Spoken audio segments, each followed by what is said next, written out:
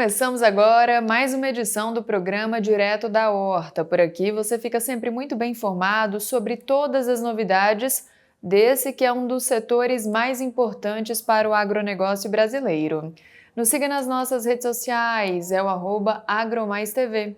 E no programa de hoje vamos discutir o futuro da nossa mesa, gente. Como a pequena e média agricultura estão assumindo o protagonismo na transição para sistemas produtivos mais resilientes e integrados.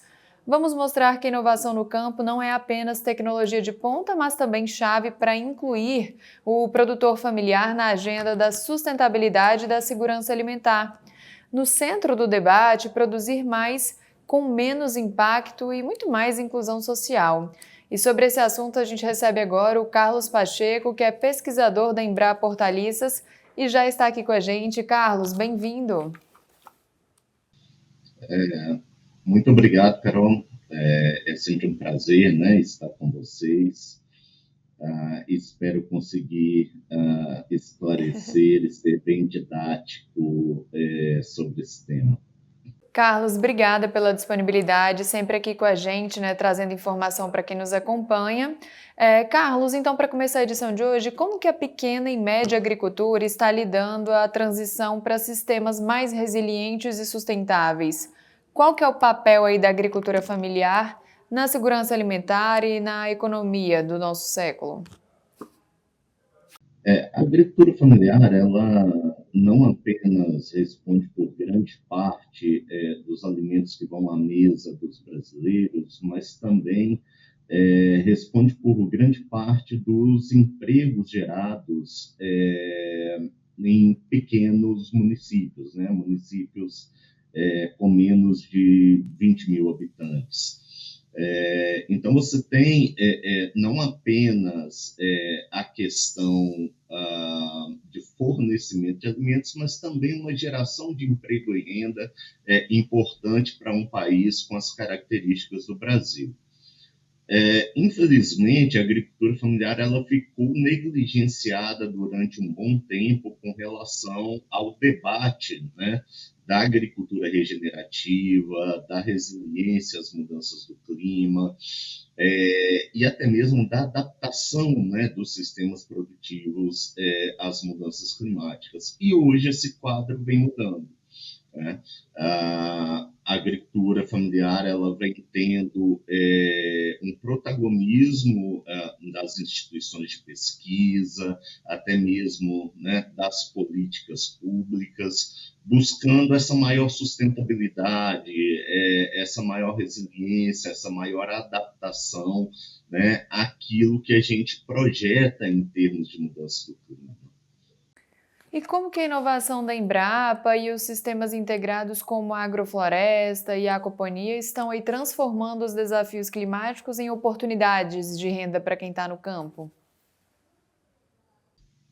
Inicialmente, é necessário, né, lembrar que uma parte importante da agricultura familiar já vem adotando sistemas como esses, né, que nós chamamos de sistemas biodiversos, há algum tempo, né?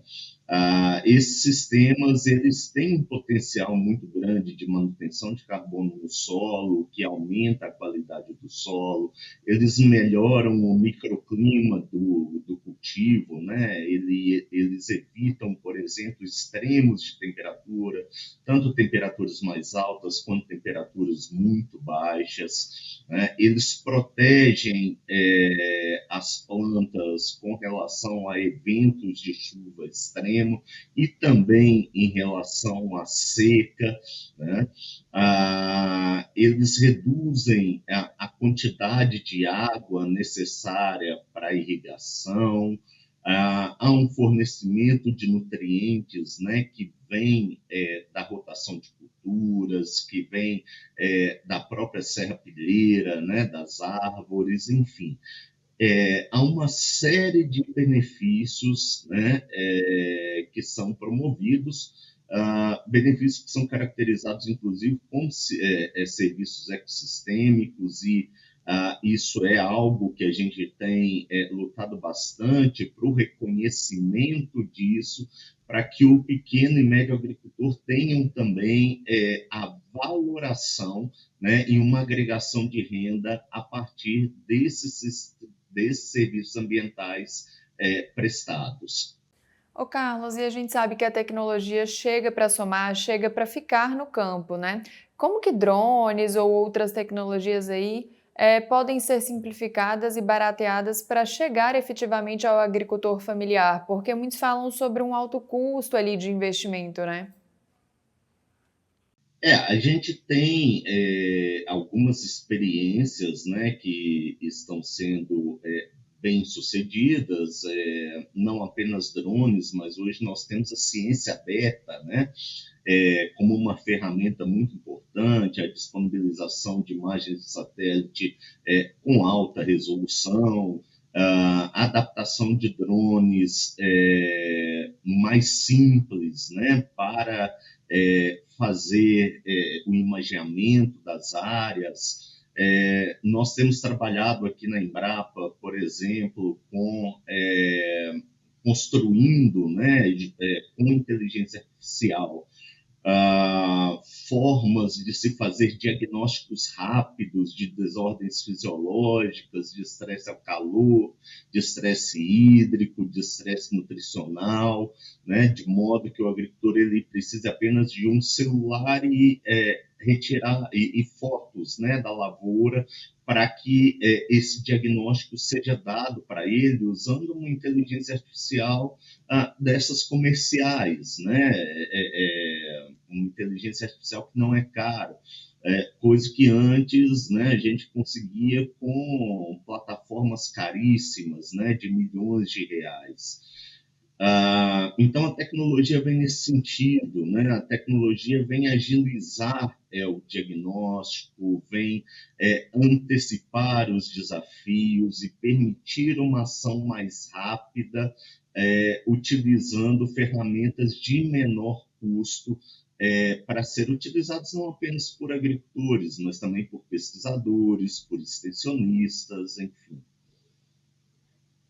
E além do modelo ILPF já consolidado, quais são os sistemas integrados não convencionais com maior potencial aí de lucro imediato, tanto para o pequeno quanto para o médio produtor?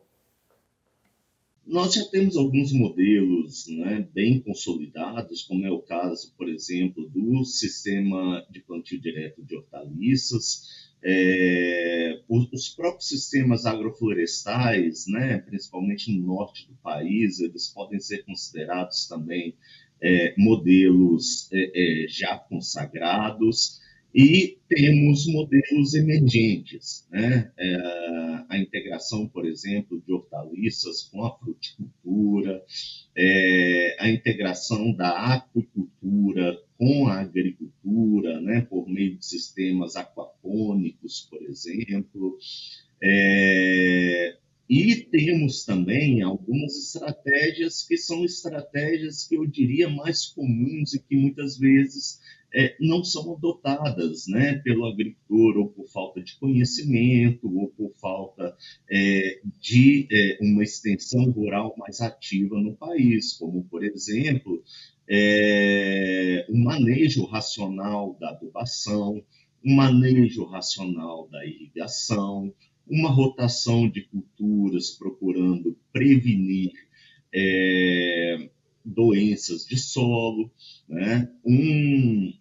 A utilização do cultivo protegido e do cultivo sem solo, proporcionando um controle ambiental maior e também uma grande economia de água. Enfim, são várias as opções existentes, né? E essas opções elas acabam aumentando a sustentabilidade do sistema, principalmente alguns deles em curto prazo, mas alguns em médio e longo prazo, né? Quando se mantém, por exemplo, um sistema regenerativo, como o sistema de plantio direto, como os sistemas agroflorestais, você tem uma melhoria da qualidade do solo ao longo do tempo. né? Essa melhoria da qualidade do solo leva a uma maior biodiversidade microbiana, a um maior acúmulo de nutrientes, né? A um solo mais saudável, né? No final das contas, que vai melhorar a produtividade e a qualidade do produto ali produzido. E vocês têm especialistas que estão sempre em campo ali para auxiliar o produtor, para passar essas informações, essas opções também? A, Em primeiro lugar, é preciso dizer que o papel da Embrapa é principalmente a pesquisa, né? Embora nós tenhamos cada vez mais atuado também nessa área de extensão, nessa área de transferência de tecnologia. Ah, no sistema, né, brasileiro, o ideal seria que nós tivéssemos uma extensão rural forte para que as descobertas das pesquisas fossem levadas até o produtor a partir da extensão rural. Infelizmente, a extensão rural hoje no Brasil ela se encontra sucateada em vários estados, né, em várias unidades da federação. Então, nós tentamos cumprir, né, tentamos suprir essa lacuna, porém nós não temos perna, né, para fazer isso a todo momento, em todos os lugares. O que a gente consegue fazer, a gente tem feito, né, com os recursos que nós temos, tanto humanos quanto financeiros. Não, com certeza, até porque é o que o senhor falou, de fato, o papel da Embrapa é apresentar a pesquisa, apresentar a solução para que isso chegue até quem está ali no campo, né, até o produtor. E, Carlos, de que forma os sistemas agroflorestais e o uso de bioinsumos reduzem a dependência do produtor em relação a insumos importados e também a questão da oscilação do dólar? Tá? Os sistemas agroflorestais, não só eles, né, como eu disse anteriormente também, sistemas regenerativos de modo geral, como o sistema de plantio direto de hortaliças, sistema de plantio direto de grãos, né, e outros, eles têm como característica a melhoria da saúde do solo. Né? Quando a gente fala em melhoria da saúde do solo, a gente fala também na melhoria nutricional, né? Na melhoria dos teores de nutrientes, na maior biodiversidade, que vai aproveitar melhor a matéria orgânica presente no solo, que também aumenta nesses sistemas. Né? Então, a tendência ao longo do tempo é que esse solo ele se torne mais rico, né? E se tornando mais rico, acaba se reduzindo a dependência desses insumos externos. Né? Os bioinsumos eles têm como papel também atuarem, por exemplo, como biofertilizantes, né? Atuarem como micro-organismos disponibilizadores de nutrientes que muitas vezes ficam fixados no solo, principalmente nos solos de regiões tropicais, como é o caso do fósforo, né? Hoje, né, se tem uma possibilidade daquilo que se diz, né, que se chama de biofábricas on-farm, né, do produtor ter a sua própria produção de bioinsumos. Existem fórmulas abertas de bioinsumo, no caso da Embrapa Hortaliças, por exemplo, a gente cita o Hortibio, né, que é uma fórmula registrada pela Embrapa Hortaliças, mas aberta para o produtor. Né? Nós temos folders, temos materiais onde o produtor pode encontrar como produzir, né, esse biofertilizante. Então, existem várias formas hoje de adoção de práticas conservacionistas, de práticas regenerativas que levam a essa menor dependência dos insumos externos. Né? Lembrando que os insumos externos utilizados no Brasil, os insumos químicos, grande parte deles, né, salvo engano, mais de 80% são importados. Né? Então, ficam dependente da cotação de moedas estrangeiras, como, por exemplo, o dólar, né? Essa flutuação não é boa para o agricultor, uma vez que a moeda estrangeira se valoriza, o custo de produção aumenta. Carlos, obrigada pelas informações até aqui. A gente faz um rápido intervalo e já a gente volta. E obrigada a você de casa que nos acompanhou até aqui. Continue com a gente aqui nos canais AgroMais e Terra Viva que a gente volta já.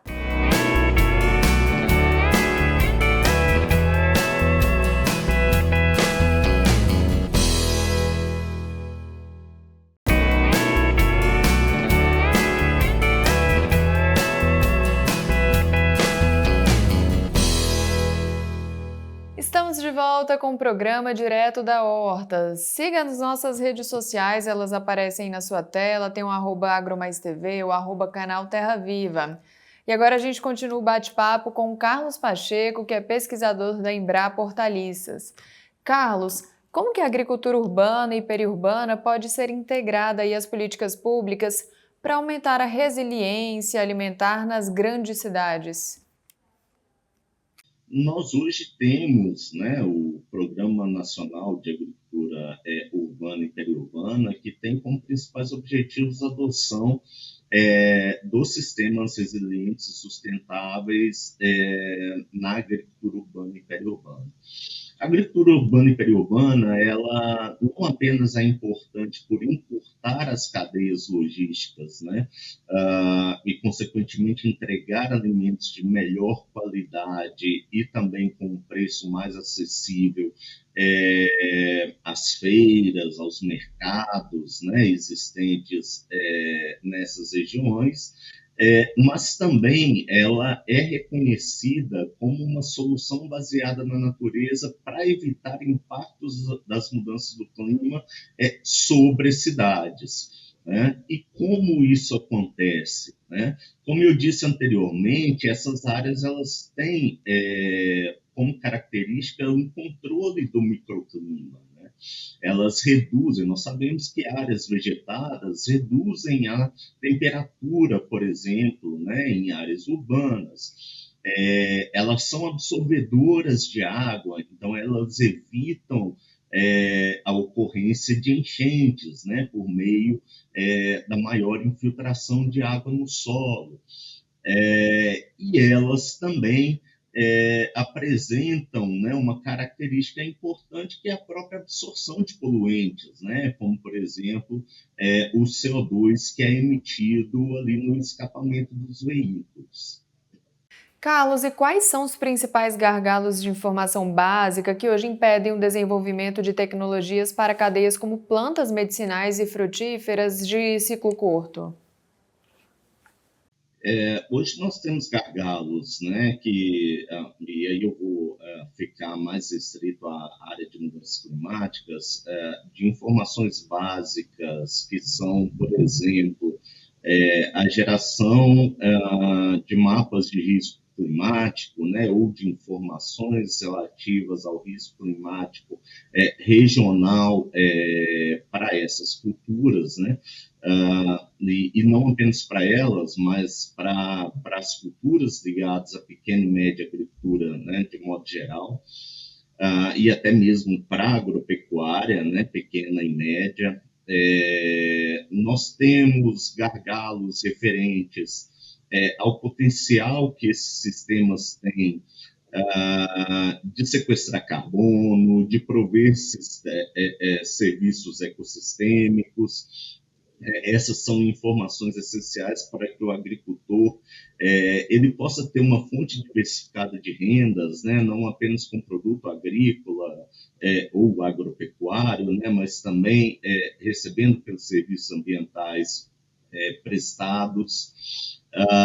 Nós temos gargalos referentes aos limites, né, aos limiares que esses cultivos podem ter em relação às condições climáticas projetadas e até mesmo ao melhoramento genético, né, voltado para condições específicas, como temperaturas muito altas, né, cultivos mais tolerantes, né, à seca, tudo isso provém de anos aí, de uma certa negligência com relação, né, a essa área especificamente, né, da agropecuária familiar, e também da falta de investimento, né, com relação às pesquisas para esse setor.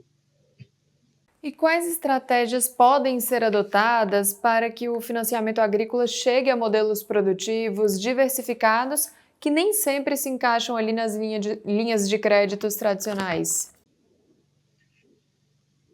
Na minha opinião, a gente precisa, primeiro, de pensar, né, em políticas públicas específicas para o setor, que contemplem na avaliação do crédito a adoção, né, desses sistemas mais resilientes. Nós temos hoje, né, sendo elaborado o Plano Clima, adaptação para o setor de agricultura familiar, que já é um grande passo, né? Nós temos o Programa Nacional de Agricultura Urbana e Periurbana, que também traz essa questão da resiliência como objetivo, mas ainda é muito pouco, né? Isso tem que sair do papel e tem que ir para as fontes financiadoras. Além disso, é preciso investir maciçamente em educação climática. A gente percebe ainda um gargalo, né, nesse sentido cultural, educacional, de entender o que, por parte do agricultor e por parte também dos formuladores de políticas públicas, de entender o que são as mudanças climáticas, o quão danosas elas podem ser para a pequena e média agricultura, para que ações sejam efetivamente tomadas. Nós temos um gargalo histórico de desenvolvimento de máquinas e implementos agrícolas adaptados, né, a esse público, enfim. A gente poderia ficar aqui falando a manhã inteira, mas resumidamente é isso. Ô Carlos, e de que maneira a agricultura regenerativa praticada em pequena escala contribui diretamente para as metas brasileiras no Acordo aí de Paris e também nos Objetivos de Desenvolvimento Sustentável? Nós temos que lembrar primeiro, né, que a maioria dos estabelecimentos rurais brasileiros estão ligados à agricultura familiar. Embora, né, a área ocupada por estes seja uma área menor do que a grande agricultura, ainda assim há uma área específica, né, que está ali entre 20% e 30%, salvo engano, das áreas agrícolas que estão destinadas, né, a esse público. Além disso, alguns cultivos, como por exemplo as hortaliças, utilizam vários ciclos ao ano e grande quantidade de insumos, né, o que aumenta as emissões de óxido nitroso, que é um dos gases de efeito estufa, né?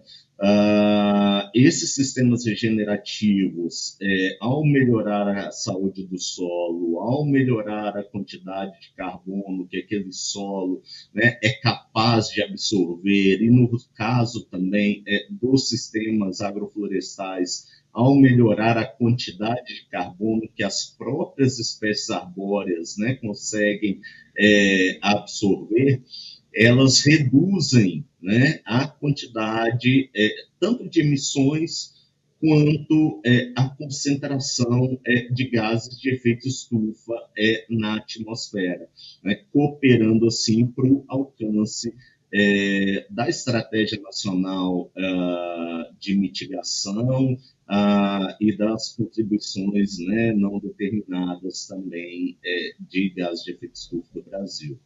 E qual que é o papel da bioeconomia e da economia circular na agregação de valor aos resíduos da pequena produção integrada? Elas têm um papel muito similar ao papel, né, dos bioinsumos, à medida que você utiliza aqueles resíduos também para a produção de insumos que podem, de certa forma, né, substituir totalmente ou parcialmente os insumos químicos. Então, você tem ali um potencial para redução de custos, né, dos sistemas produtivos. Uma coisa que eu acabei não falando lá nos bioinsumos é que esses produtos orgânicos eles têm um potencial grande também de reduzir o estresse climático, né, nas plantas. Então, também eles servem como uma estratégia de adaptação climática.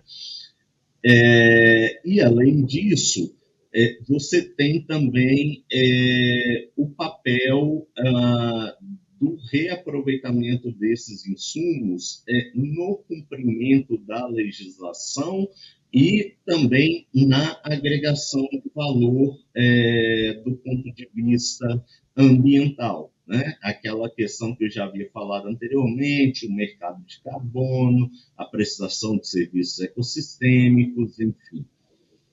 E Carlos, para a gente finalizar aqui o nosso bate-papo, para um produtor que hoje opera no modelo monocultural de pequeno porte, qual que é o primeiro passo prático, então, para iniciar a transição para um sistema integrado e resiliente?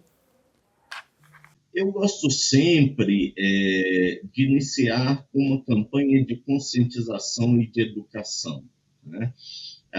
Então, separar ali uma pequena área dentro da área de produção para que o agricultor primeiro faça um teste e possa observar ele mesmo